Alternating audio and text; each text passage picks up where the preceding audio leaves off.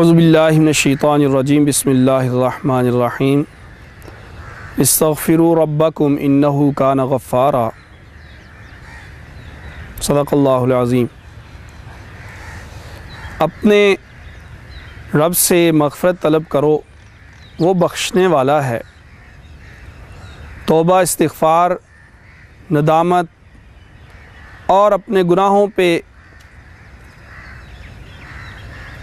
اظہار افسوس، یہ اللہ تعالیٰ کی رحمت کو کھینچنے والا ہوتا ہے۔ استغفروا ربکم، اللہ تعالیٰ سے مغفرت طلب کرتے رہو، انہ کان غفارا، وہ بخشنے والا ہے۔ اور توبہ اور استغفار کی ثمرات اور فوائد کہ اللہ تعالیٰ آسمان سے موسلادھار بارشوں کو برساتے ہیں، مال اور اولاد کے ساتھ مدد کرتے ہیں اور کثرت باغات اور فوائد عطا کرتے ہیں۔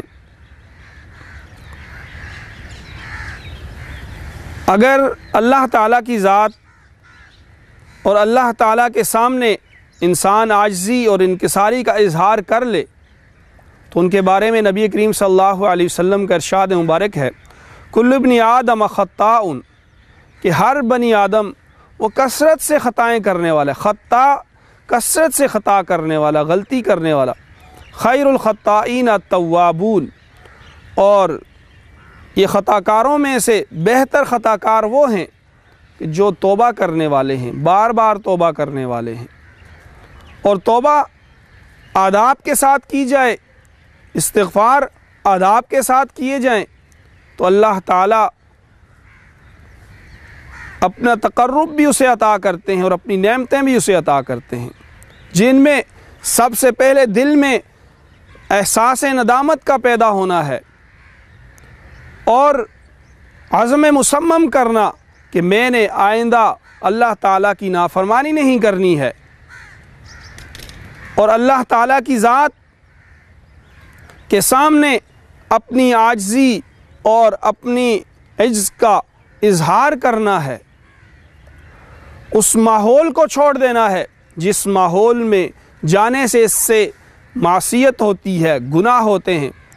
اہل حقوق کو حق کی ادائیگی کرنی ہے، ان کو ان کے حقوق ادا کرنے ہیں۔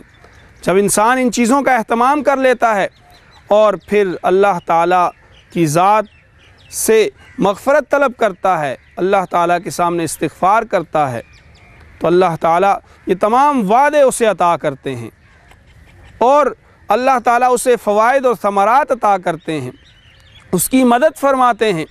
نبی کریم صلی اللہ علیہ وسلم کثرت سے استغفار کرنے والے تھے۔ ہمارے لیے بھی یہی سبق ہے کہ ہم اللہ تعالیٰ کے سامنے اپنی خطاؤں کا اقرار کرتے ہوئے، اظہار کرتے ہوئے اور ان آداب و شرائط کا لحاظ کرتے ہوئے ہم توبہ اور استغفار کا اہتمام کریں اور اللہ تعالیٰ کی رحمتوں کو اپنے دامن میں سمیٹنے والے بن جائیں۔ اللہ تعالیٰ ہم سب کو عمل کرنے کی توفیق عطا فرمائے۔